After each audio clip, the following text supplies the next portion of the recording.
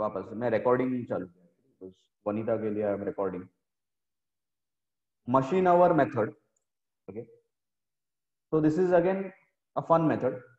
इसमें सिर्फ कैलकुलेशन आपको समझना है। तो इसमें कैसे है, डायरेक्टली मैं आपको प्रैक्टिकली बताऊंगा, बिकॉज इसमें that is the best way to understand. A machinery was purchase for 30 lakhs having an estimated total working of 24,000 hours. कैसा होता है ना, यहाँ पे मशीन आवर मेथड में ना उसका लाइफ दिया रहेगा आवर्स में, कि इतने घंटे वो चल सकता है अपने लाइफ पे, पूरे लाइफ में ये इतना चलेगा, 24,000 घंटे चलेगा।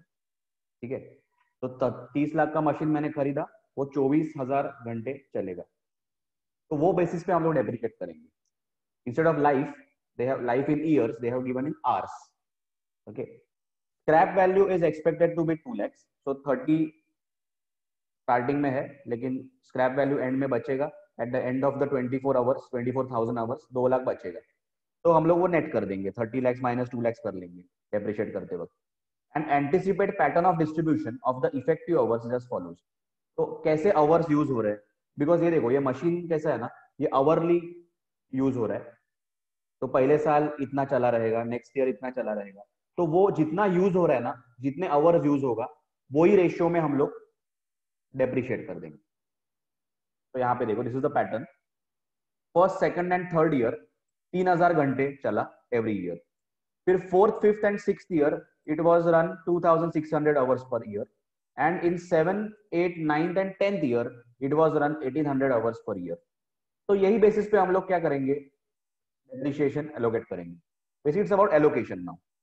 Determine annual depreciation under the machine hour rate method. क्या करना है, फर्स्ट 3 years 3,000 अपॉन 24,000, क्या है ये देखो, 3,000 आवर्स है ना, upon 24,000 into 28 lakhs, that is the cost less scrap value 3,50,000। तो 3,50,000 will be depreciation for first year, second year and third year. तीनों साल 3,50,000 3,50,000 3,50,000 ऐसा डेप्रिशिएट होगा। हम लोगों ने किया एक साथ है, बिकॉज तीनों साल 3,000 3,000 3,000 पर ईयर है। तो every year the depreciation will B 3,50,000 3,50,000 3,50,000। ठीक है, similarly fourth, fifth, sixth year में अगर एक साल का पकड़े तो 2,600 upon 24,000 into 28 lakhs, it comes to 3,03,333 per year. So fourth year, fifth year, sixth year, it will be 3,03,33333.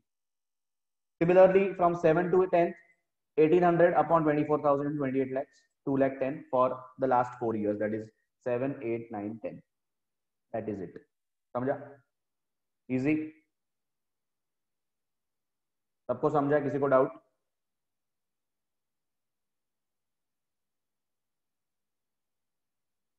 Has everyone understood this? बहुत easy.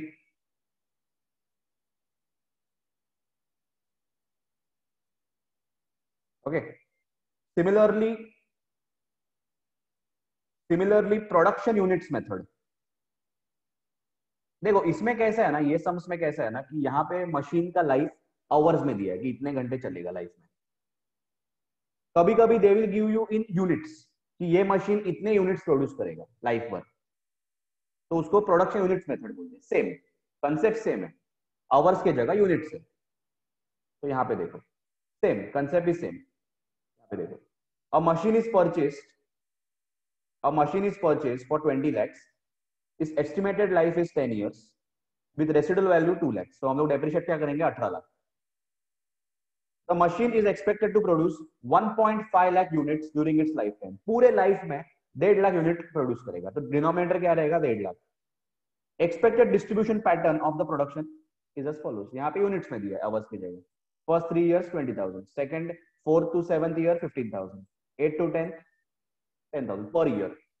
तो वैसे ही same pattern production units method के हिसाब से फर्स्ट 3 years में 20,000 जो दिया है ऊपर, 20,000 अपॉन 1,50,000 इंटू 18, 2,40,000 पर ईयर। तो 2,40,000 रुपीज डेप्रिसिएशन रहेगा first year, second year, third year में, मतलब तीनों साल individually. Then fourth, fifth, sixth and seventh years में 15,000 अपॉन 1,50,000 इंटू 18 lakhs 1,80,000।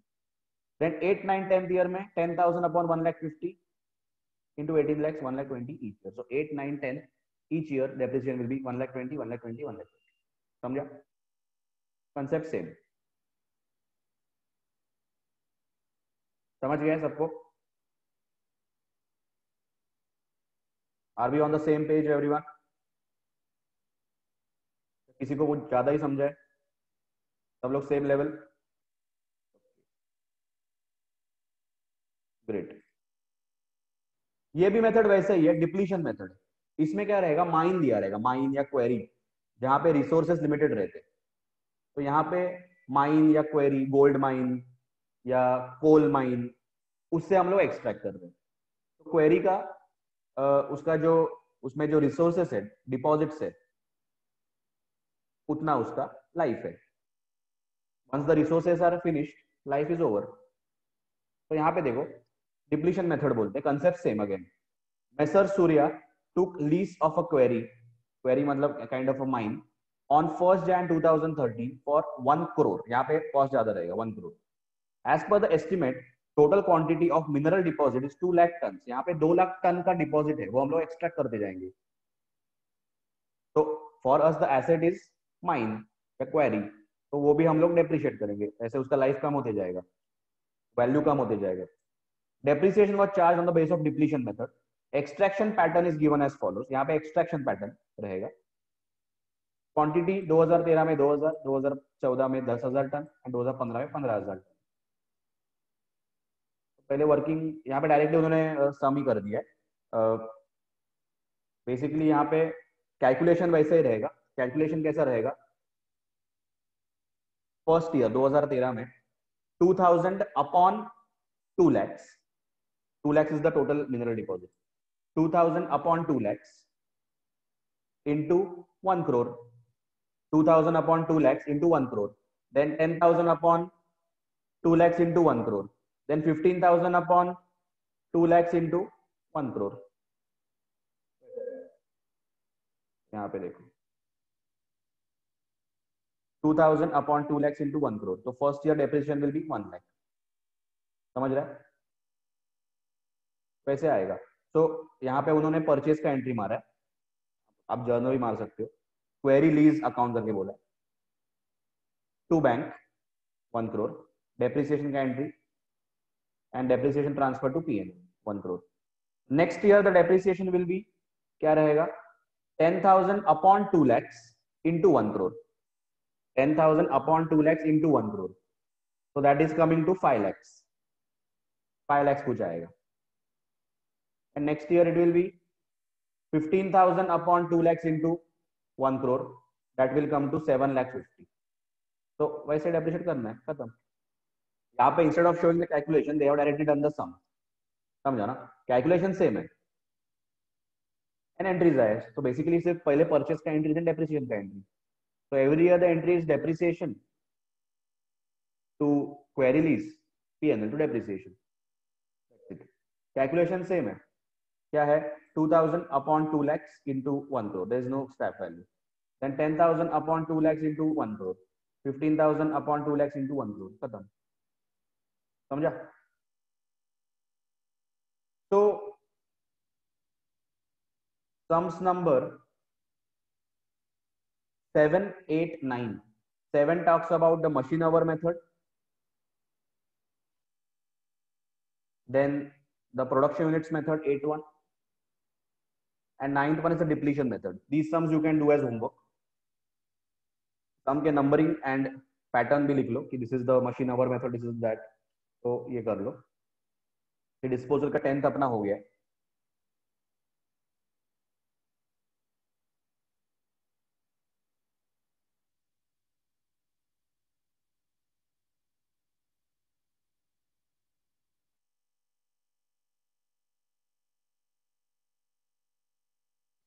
थर्टीन, ये बहुत ही टाइम पास है, ये भी बहुत ही सिंपल है, मतलब पूरा कैलकुलेटर पे। Please take a calculator in hand, एक कैलकुलेटर हाथ में रखो सिर्फ। ओके, यहाँ पे देखो, a machine of cost 12 lakhs is depreciated straight line assuming 10 years working life and zero residual value for 3 years। तो ये मशीन 12 लाख का जो है ना, it was depreciated on straight line method assuming 10 साल का लाइफ है। तो basically 12 lakh and zero residual value, so 12 lakh upon 10, तो ये देखो they depreciated every year 12 lakh upon 10 1 lakh 20, and they are saying कि ऐसे 3 साल डेप्रिशिएट हो गया, तो 3 साल का क्या रहेगा, 12 lakh minus 1,20,000 into 3, every year 1,20,000 1,20,000 करके, तो अभी बैलेंस कितना बचेगा, 12 लाख माइनस 3,60,000, दैट इज 8,40,000। इधर तक समझा, इधर तक समझा 8,40,000 कैसे आया, because they have said a machine of cost 12 lakhs depreciated straight line assuming 10-year working life and zero residual value for 3 years। अभी तक 3 साल ही डेप्रिशिएट किया है, तो 3 साल के बाद उसका वैल्यू क्या रहेगा, 8,40,000। Basically every year if you just reduce 1,20,000 1,20,000 1,20,000 it will become 8,40,000। ठीक है, now they are saying at the end of the third year, मतलब फोर्थ ईयर में या फोर्थ ईयर के स्टार्ट में, the machine was revalued upwards by 60,000 and remaining useful life was reassessed as 9 years। उसका value बढ़ गया, तो third year के एंड में after we charge depreciation for 3 years 8,40,000 जो WDV था वो 60,000 से बढ़ गया, तो now it is 9 lakhs plus अभी रिमेनिंग बैलेंस लाइफ कितना था, 3 साल हो गया था, अभी 7 इयर्स बाकी है नॉर्मली, लेकिन नाउ दे आर सेइंग कि इसका लाइफ अभी 9 साल और चलेगा, तो life is now 9 years, so the new depreciation from the fourth year will be 9 lakhs upon 9, 1 lakh reassess हो गया। समझ गया ये? सो ये क्या हो रहा है कि 3 इयर्स तक हम लोग नॉर्मल डेप्रिशिएट किया अज्यूमिंग 10 इयर्स लाइफ, 3 साल के बाद एसेट रीवैल्यू हो गया, तो जो भी WDV था उसको बढ़ा दो and divide by the remaining life, remaining life of the 9 years है, so divide by 9। Have you understood this? Very basic,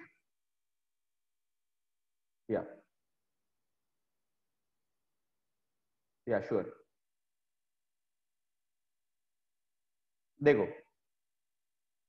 a machine of cost 12 lakhs is depreciated straight line assuming 10 years working life and zero residual value। तो 12 लाख का जो asset है उसका life 10 साल पकड़ा है, residual value 0 है, तो नॉर्मली हम लोग कैसे डेप्रिशिएट करेंगे, 12 लाख अपॉन 10 बराबर, तो हर साल डेप्रिशिएशन विल बी 1,20,000 1,20,000 1,20,000 1,20,000 ऐसे चलता रहेगा 10 साल तक। बट उन्होंने बोला है कि 3 साल तक अभी तक किया है एंड 3 साल के बाद वैल्यू एसेट रीवैल्यू हो रहा है, तो 3 साल के एंड तक उसका WDV क्या रहेगा, अज्यूमिंग कि 1,20,000 1,20,000 आपने माइनस किया, तो इट विल बी 8,40,000 बराबर,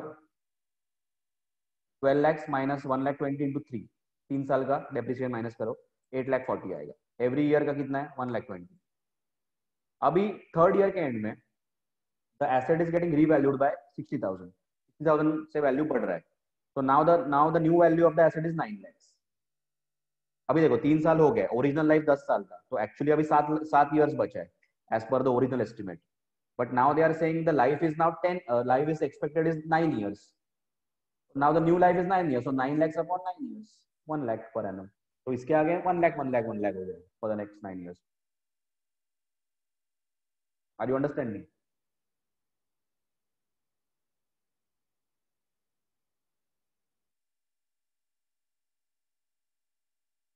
सबको समझ रहा है? ये सब सम्स है ना, this can be just orally discussed, इसमें कुछ सॉल्व भी ऐसा करने का नहीं है, पूरा कैलकुलेटर पे गेम है, इसमें कुछ ऐसा ये नहीं है, तो at this level you should be using the calculator and सब कैलकुलेशन उस पर ही देखना है कैसा आ रहा है फिगर। ये 13th वाला भी homework, similar sum is on 12th भी वैसा ही है। यहाँ पे देखो, a machine costing 6 lakhs is depreciated on straight line basis assuming 10 years working life and this residual value for 3 years, again same 6 lakhs divided by 10, तो 60,000 every year 3 साल तक depreciate करो, तो 6 lakhs माइनस 1,80,000 कर दो, तो 4,20,000 कुछ बचेगा उसका, मतलब वैल्यू बचेगा after the end of 3 years बराबर। ये देखो 6 लाख डिवाइड बाय 10 60,000, 3 साल अगर बोला तो 1,80,000 हो जाएगा, तो 6 lakhs माइनस 1,80,000 4,20,000। ठीक है, now the estimate of remaining useful life after third year was reassessed 5 years। तो पहले क्या था कि पहले 10 साल का लाइफ पकड़ा था, तो और 7 साल चलता normally, but now they are saying it is only 5 years, तो 4,20,000 डिवाइड बाय 5 हो जाएगा, नो अपवर्ड रिवैल्यूएशन ऑन, या 84,000 per annum. In fact that is it is a easier sum, इसमें तो इसमें रिवैल्यू भी नहीं हो रहा है, इसमें सिर्फ लाइफ बदल रहा है, the assessment of life is changing by कुछ नहीं। समझ रहा है सबको? ऐसे सम्स आ सकते हैं 4 मार्क्स के लिए, they can ask the question, आपको पता होना चाहिए। समझ रहा है सबको? क्लियर? ओके, तो this is revision of useful life. Very good. तो बेसिकली 12 सम, 13 सम, ये सम सब लिख के रखो, ये आपको बुक में लिखने हैं, द सॉल्यूशंस. 12 13, ठीक है, 12 13 सम ये आपको लिखना है. फिर 10th अपना हो गया स्टार्टिंग में, आज पहला सम अपना 10th ही था. 11th बाकी है जो हम लोग नेक्स्ट टाइम करेंगे. 10th is done. And then ये मैंने अभी करवाया आपको होमवर्क के लिए 7 8 9. 7 8 9 वो मैंने आपको बोले होमवर्क के लिए. एंड बीच का third sum also we did. Third sum was on that sum of digits method. Okay, so अभी बचते कौन से है एक्चुअली? फोर्थ एंड फिफ्थ ये सम बचते हैं. 4 5 6 मेरे ख्याल से, या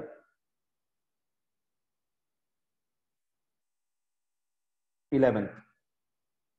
and one more is there, I think last वाला भी है. तो एक 4 5 सम बचते हैं, तो I think next time we will do it. Okay, actually इसमें सबसे बड़ा एक सम है, that is the sinking fund method. Okay, तो ये हम लोग नेक्स्ट टाइम पहला करेंगे बिकॉज इसमें ज्यादा टाइम जाता है. ओके, तो ये एक जरा पहला करेंगे. अगर ये जल्दी हो गया तो बाकी का फटाफट हो जाएगा. इसमें थोड़ा टाइम लगता है, इसमें जरा एंट्रीज आपको याद रखनी. दिस इज एक्चुअली ट्रिकी थोड़ा. ओके, तो ये आ गया तो आई थिंक बाकी का आपको सॉल्व है, तो आ जाएगा फटाफट. ठीक है, तो will stop here for today. आज लेट हो गया ऑलरेडी, तो will not discuss inventories today. Wednesday को तो आपका इकोनॉमिक्स का लेक्चर है, मैंने आपको बताया. So I think let's see Friday को विल डिस्कस. मुझे वो करना है डिस्कस, तो I hope you are solve those sums at least. तो एक थोड़ा टाइम लगेगा आप लोगों को बिकॉज आई थिंक 4 5 सम्स है. तो we will at least take 30 minutes to 45 minutes. तो मुझे जरा प्रॉपर टाइम चाहिए बिकॉज जल्दी जल्दी में एक्सप्लेन करके मतलब नहीं है. तो आज तो डिफिकल्ट है, बट वेडनेसडे को भी आपका बाद में इको रहेगा. तो ठीक है, विल डू इट. एक सेशन रखते हैं फ्राइडे को, विल ट्राई. नहीं तो अलग से मुझे एक सेशन रखना पड़ेगा just for the sums for inventory जो एक्सरसाइज में है वो. ओके, तब तक यू सॉल्व करो. अगर जिसने नहीं किया तो प्लीज सॉल्व इट. जो भी एग्जैक्ट डिफिकल्टी है वो हम लोग देखेंगे क्या है. ठीक है, so will meet on Wednesday. Wednesday को आपका 5:30 to 7 ये रहेगा. देन 7:30 to 9 इको रहेगा. And that lecture will be on Jio meet by Pathik sir. तो जियो मीट आपको डाउनलोड करना पड़ेगा. I will send you the invite for that. Okay, because वो सर जो है वो जूम यूज नहीं कर रहे, मतलब he is using Jio meet, तो आपको थोड़ा वो करना पड़ेगा. ठीक है, so it will be 2 days a week. So one month के अंदर वो खत्म हो जाएगा जल्दी का पोर्शन.